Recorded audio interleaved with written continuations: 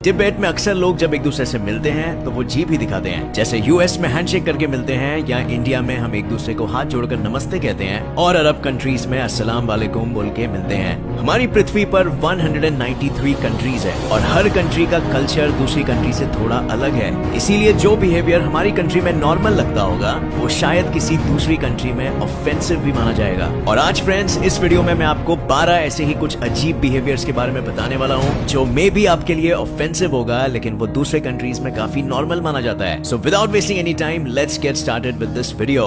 Number 12, the people of Masai. अब friends आप भी मुझे बताइए, अगर आप पर कोई थूकता है तो इसका तो यही मतलब है ना कि वो आपकी जरा सी भी रिस्पेक्ट नहीं करता, बट मसाई ट्राइब के लोग पर थूकना is a sign of respect और इवन लोग इसे ब्लेसिंग मानते हैं। ये लोग जब भी एक दूसरे से मिलते हैं या अलविदा कहते हैं या किसी को गुड लक विश करते हैं तो उस पर थूकते हैं। और सिर्फ इतना ही नहीं, इनके यहाँ शादियों में भी दुल्हन के पिता अपनी बेटी पर थूक कर उसे आशीर्वाद देते हैं। अब यार ये सिचुएशन के बारे में सोच कर ही कितना अजीब लगता है, राइट? लेकिन मसाई में बिल्कुल नॉर्मल है। नंबर 11, कब्रिस्तान में पिकनिक। क्या आपने कभी कब्रिस्तान में अपने दोस्तों के साथ पिकनिक मनाने का सोचा है? अब आप कहोगे गौरव यार मुझे फ्रेंड्स के साथ पिकनिक मनाना है, भूत प्रेत या आत्माओं के साथ नहीं। और वैसे भी कब्रिस्तान तो शोक मनाने की जगह मानी जाती है, यहाँ पर कोई पिकनिक जैसा एक्साइटिंग काम कैसे कर सके? बट डेनमार्क के लोगों की सोच हमसे यहाँ थोड़ी अलग है। वहाँ लोग अपने परिवार और अपने दोस्त के साथ अक्सर सेमेट्रीज में जाते हैं, वॉक करने के लिए, खेलने कूदने के लिए और इवन पिकनिक्स मनाने के लिए। और ये बात वहाँ काफी आम सी है।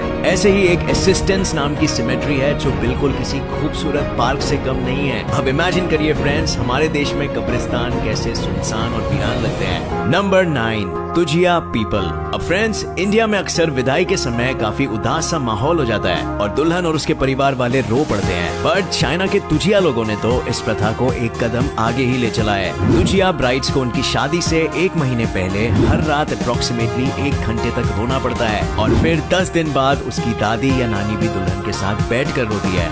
ये प्रथा 475 BC से चली आ रही है और तुझिया लोग एक क्राइंग मैरिज सॉन्ग भी यूज करते हैं ब्राइड को रुलाने के लिए। और अगर दुल्हन नहीं रो रही है तो वो और उसका परिवार गांव वालों की नजर में एक मजाक बन के रह जाएगा। नंबर 8, टैक्सी में पीछे बैठना। अब फ्रेंड्स आप इंडिया में रहने वाले निवासी जरा याद कीजिए, जब आप आखिरी बार टैक्सी में बैठे थे ड्राइवर के बगल वाली या पीछे की सीट पे। वेल आप इन चीजों के बारे में 2 बारी नहीं सोचते हो क्योंकि इंडिया में इन बातों पर ज्यादा गौर नहीं किया जाता, बट यूएस में टैक्सी ड्राइवर की बगल वाली सीट पर बैठना थोड़ा अजीब और ऑफेंसिव माना जाता है। और ऑस्ट्रेलिया, न्यूजीलैंड और नेदरलैंड्स जैसी कंट्रीज में टैक्सी के पीछे वाली सीट पर बैठना ड्राइवर के लिए डिसरिस्पेक्टफुल माना जाता है। तो अगली बार आप किसी भी कंट्री में जाने से पहले पता कर लेना कि टैक्सी की कौन सी सीट पर बैठना सभ्य होगा, क्योंकि क्या पता उस देश में इसको लेके लोगों की धारणा कैसी है। नंबर 7, किसी पर उंगली उठाना। फ्रेंड्स अगर आप कभी भी मलेशिया जाते हैं और किसी की भी ओर आपको फिंगर पॉइंट करने की जरूरत पड़ती है तो अच्छा होगा आप उस वक्त अपने अंगूठे का इस्तेमाल करें,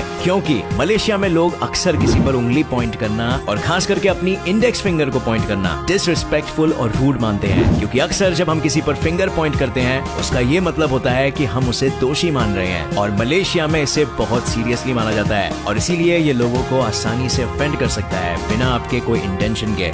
नंबर 6, बर्थडेज। जब एक बच्चा पैदा होता है तब उसके 1 साल बाद उसका फर्स्ट बर्थडे मनाया जाता है, राइट? और आप कहेंगे इसमें कौन सी अलग बात है? तो वेल फ्रेंड्स अलग बात ये है कि चाइना और साउथ कोरिया के लोग ये नहीं मानते। वो मानते हैं कि जब एक बच्चा पैदा होता है उसी दिन से वो 1 साल का ऑलरेडी हो गया होता है, क्योंकि 9 महीने का तो वो अपनी माँ के वूम में ही हो गया था। आसान भाषा में कहूँ तो जहाँ बाकी की दुनिया का बर्थ काउंट 0 से शुरू होता है वहीं चाइना और साउथ कोरिया में 1 से शुरू होता है। तो याद रखिए वहाँ पे हर एक बच्चा 1 साल का होता है जब भी वो पैदा होता है। Number 5, voting in Australia. Friends voting करना हमारी राइट है, इसका मतलब ये भी है कि वो हमारी चॉइस है कि हम वोट कर भी सकते हैं और अगर हमें नहीं करना तो कोई बात नहीं, वो हमारी मर्जी है। बट ऑस्ट्रेलिया में गवर्नमेंट ने उनके सिटीजन्स को ये राइट तो दिया है मगर वोट करना या नहीं करने की चॉइस नहीं दी। ऑस्ट्रेलियन सिटीजन्स को वोट करना कंपलसरी है और अगर वो नहीं करते तो उन्हें फाइन भरनी पड़ती है। हालांकि फाइन की रकम ज्यादा बड़ी नहीं है बट स्टिल पैसे तो भरने पड़ते हैं ना। और इसकी ये वजह है कि कुछ सालों पहले ऑस्ट्रेलिया के वोटर नंबर्स कम होते जा रहे थे, यानी लोगों का वोटिंग में इंटरेस्ट कम हो रहा था और इसीलिए ये सोल्यूशन निकाला गया।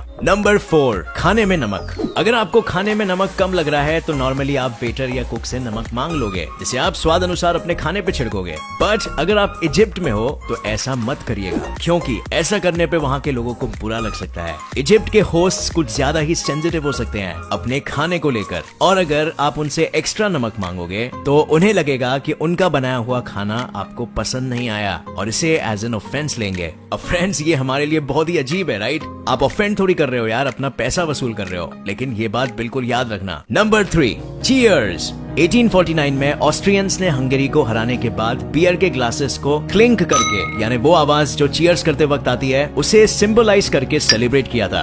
और शायद उसी हार के खाब इतने गहरे हैं कि आज भी हंगरी में लोग बियर के ग्लासेस को क्लिंक नहीं करते। शुरुआती सालों में तो सिर्फ 150 सालों तक बियर के ग्लासेस को क्लिंक करना मना किया गया था। इसीलिए अगर आप हंगरी में हो और आपको चीयर्स करने का मन करे तो उस इच्छा को दबा दीजिए। नंबर 2, इनेमुरी। जापान के लोग ये मानते हैं कि अगर आप काम करते करते या पढ़ाई करते करते सो जाते हो तो इसका मतलब ये है कि आप बहुत ही ज्यादा मेहनती हो और कामचोर नहीं। और जापानीज का ये मानना इसीलिए है क्योंकि काम करते करते ही इंसान इतना थक जाता है कि उसकी आंखें बिना कंट्रोल के लग जाती है, और इसे ही जापानीज लोग इनेमुरी के नाम से जानते हैं। और इसीलिए फ्रेंड्स, लो एक और रीजन कि जापान हम जैसे लोगों के लिए परफेक्ट है।